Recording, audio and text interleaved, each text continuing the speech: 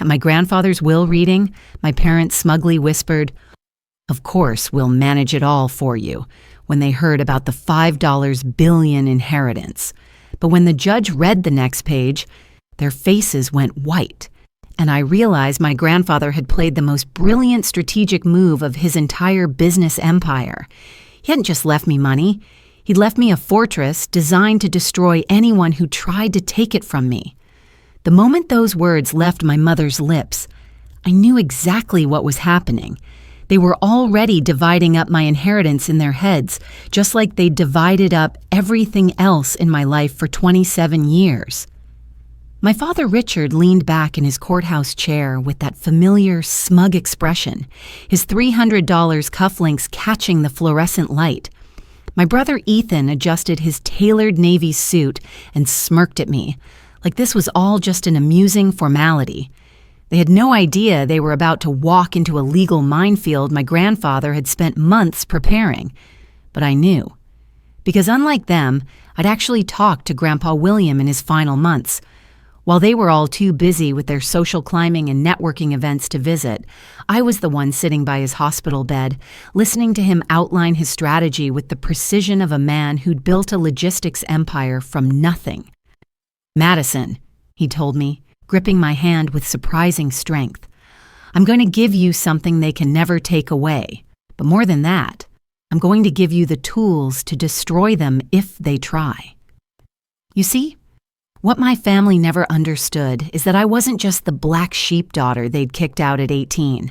I was a senior financial analyst at Hartwell and Associates, one of the most prestigious investment firms in the region. My annual salary was $180,000, plus bonuses that often pushed me over $250,000 in good years. I had my CFA certification, an MBA in financial planning, and 7 years of experience managing portfolios worth hundreds of millions. But to them, I was still the weak little girl who couldn't even keep a credit card under control in college. That disconnect was about to cost them everything. Mr. Whitmore, the estate attorney, cleared his throat and continued reading. Furthermore, William Parker has established specific protective clauses regarding this inheritance.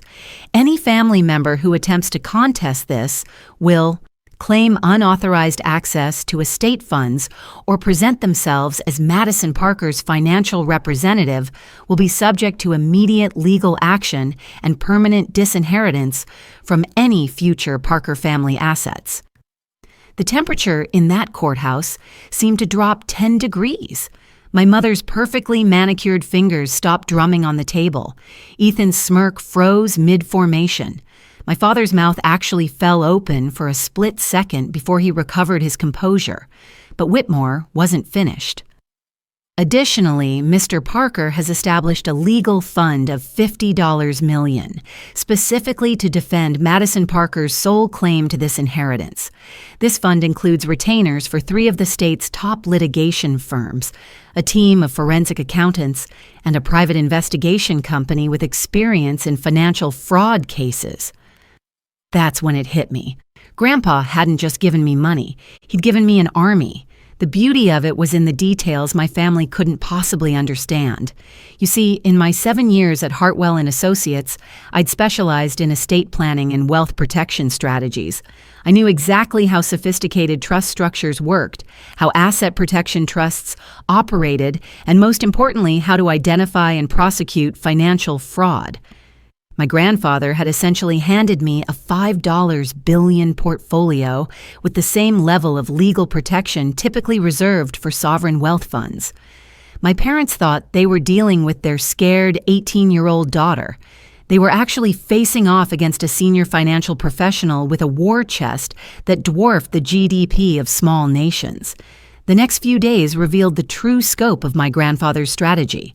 When I met with the estate's primary attorney, Daniel Blackstone, one of the most feared estate litigators in 3 states, he laid out the full picture. "Your grandfather spent 18 months preparing for this," he explained, sliding a thick folder across his mahogany desk. "Every scenario, every possible challenge, every legal loophole your family might try to exploit, he's already plugged them all." The documentation was breathtaking in its thoroughness. Recorded phone conversations where my parents discussed managing Madison's money for her own good. Bank records showing my father's increasing financial troubles. Apparently, his early retirement hadn't been as voluntary as he'd claimed. Credit reports revealing Ethan's mounting debts from his failed startup ventures and gambling problems. Even social media posts where my mother complained about me hoarding money while they struggled with temporary cash flow issues. My grandfather had been quietly building a case against them for over a year, but the real masterstroke was the network he'd assembled for me. Beyond the legal team, he'd connected me with Patricia Hartwell, a private wealth manager who typically only worked with clients worth over $100 million. Within a week of our first meeting, she'd restructured the entire inheritance into a sophisticated trust system that would be virtually impossible to penetrate or challenge. The beauty of this structure, Patricia explained during our second meeting, is that you maintain complete control while being protected from any external claims. Your family could hire every lawyer in the state, and they still couldn't touch a single dollar. Meanwhile, my parents were making exactly the mistakes my grandfather had predicted. 3 days after the will reading, my father showed up at First National Bank, claiming to be my financial advisor and attempting to access estate accounts. The bank manager, who'd been specifically briefed by our legal team, politely declined and immediately documented the attempt. When my mother tried to sweet-talk the probate court clerk into expediting the estate transfer process for family unity, that conversation was also recorded and added to our files. Ethan's approach was more direct.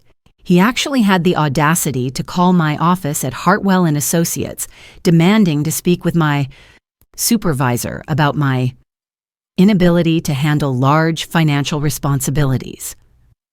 My assistant, Janet, transferred the call to our compliance department, who informed him that harassment of our senior staff would result in formal legal action. The entire conversation was recorded as per company policy. Each mistake they made added another layer to the legal case building around them. But they were so blinded by their assumption that I was still the helpless teenager they'd kicked out that they couldn't see the trap closing. The turning point came exactly 2 weeks after the will reading. I was in my office reviewing quarterly portfolio reports when my secure line rang. It was Marcus Webb, the private investigator my grandfather's estate had retained. "Ms. Parker," his gravelly voice carried unmistakable satisfaction. "We've got them." The evidence Webb's team had gathered was damning beyond my wildest expectations.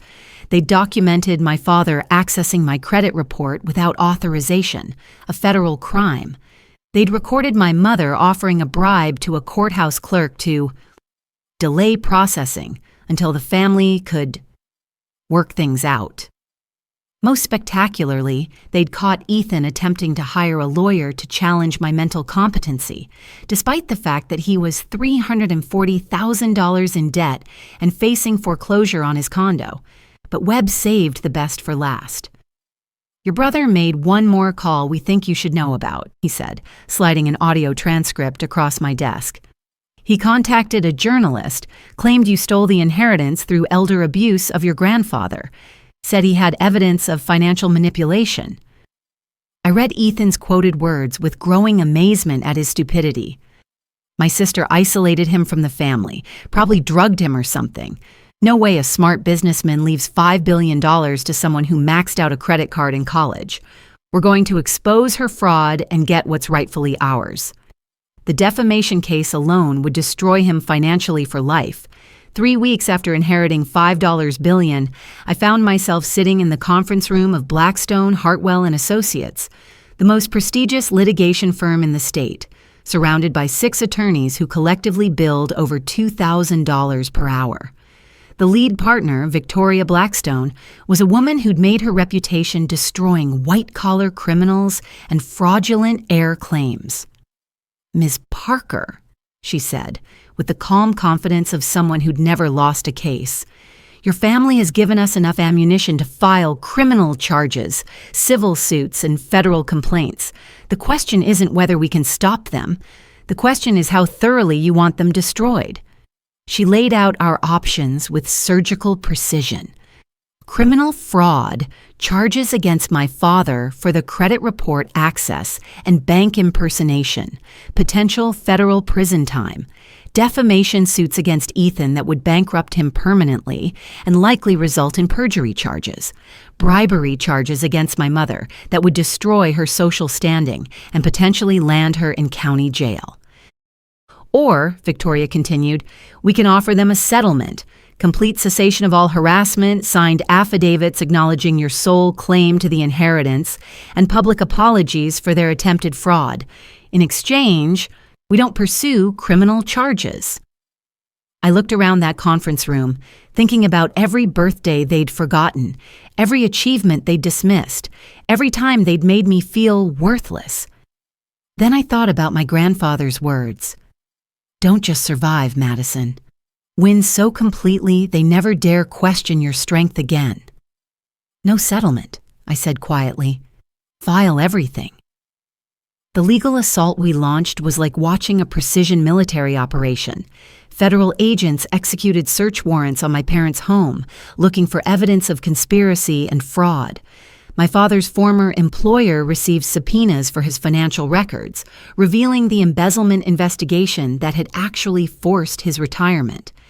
Ethan's gambling debts were traced through 3 states, exposing a pattern of credit fraud and money laundering. Within 6 weeks, my father was facing federal charges for identity theft and fraud. My mother was charged with attempted bribery and conspiracy. Ethan was looking at potential prison time for defamation, perjury, and financial fraud across state lines. But the real satisfaction came from watching their social world collapse. My mother's country club friends stopped returning her calls when news of the bribery charges leaked. My father's professional network abandoned him en masse as the embezzlement story spread through industry circles. Ethan's fraternity brothers publicly distanced themselves from his pathetic attempts to steal from his own sister. The local newspapers picked up the story, but not the way they'd expected. Instead of portraying me as an undeserving heiress, the coverage focused on my professional credentials and my family's shocking attempts to defraud a respected businesswoman. The headline in the Regional Business Journal read, Senior Financial Analyst Defends $5 Inheritance Against Family Fraud Scheme. 6 months after that courthouse meeting, I was sitting in my new office, a corner suite in the premier downtown financial district that I'd purchased through one of my newly established investment companies. The view stretched across the entire city, including the rundown strip mall where I'd worked 3 jobs to survive after they kicked me out. My assistant knocked and entered with the day's legal updates. All 3 family members had pled guilty to reduced charges. My father received 18 months in federal prison plus $500,000 in restitution payments. My mother got 6 months county jail and 200 hours community service, along with a permanent restraining order preventing any contact with me. Ethan was sentenced to 2 years in state prison and barred from practicing law in the state. Apparently, he'd been planning to become an attorney before this disaster destroyed his future. The financial impact on them was devastating. Legal fees had consumed their remaining assets. My father's pension was garnished to pay restitution. Ethan's condo was foreclosed on while he was in prison. My mother was forced to sell her jewelry and move to a studio apartment across town. Meanwhile, Patricia Hartwell had grown my inheritance to $5. Andy Billion through strategic investments. I'd established the William Parker Foundation for Financial Literacy, providing scholarships and mentorship for young people from difficult family situations. The foundation's first annual report proudly noted that 100% of its scholarship recipients had successfully completed their education and found stable employment. I'd also used some of the inheritance to acquire Hartwell and Associates, making me one of the youngest owners of a major financial services firm in state history. Our client base had tripled as word spread about my successful defense against family fraud attempts. Apparently, wealthy families found it reassuring to work with someone who'd proven capable of protecting assets against internal threats. The final vindication came exactly 1 year after the will reading. I was featured on the cover of Financial Executive magazine as Young Leader of the Year, with a 12-page article detailing my innovative wealth protection strategies and successful business expansion. The article mentioned that I'd overcome significant family challenges, but focused primarily on my professional achievements and philanthropic work.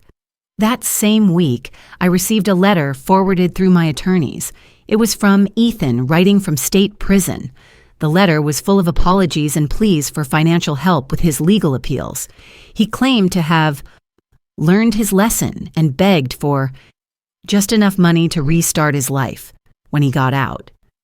I read it once, then fed it through my office shredder, because that's the thing my family never understood about me. I wasn't weak. I was patient. I wasn't helpless. I was strategic. And I wasn't the scared 18-year-old girl they'd thrown away like garbage. I was exactly who my grandfather knew I could become. Someone strong enough to build an empire and ruthless enough to defend it. The $5 billion inheritance wasn't a gift. It was a weapon, carefully crafted and perfectly aimed at anyone foolish enough to underestimate William Parker's granddaughter. 3 years later, I still drive past their old house sometimes. It's been sold now, of course. They needed the money for legal fees. The new owners don't know about the family that used to live there, the parents who threw out their own daughter, the brother who tried to steal her future. Sometimes I wonder if they think about that courthouse day when they were so confident they could manipulate me one more time, when they whispered about managing my money like I was still their powerless child, when they had no idea they were about to discover exactly how dangerous it is to underestimate someone who spent 9 years learning to fight back. My grandfather's final gift wasn't just the money. It was the proof that I never needed their approval to succeed, that the strength I'd built during those years of exile was real and more powerful than their cruelty had ever been. The girl they threw out had become the woman they could never control again, and that victory was worth more than $5 billion.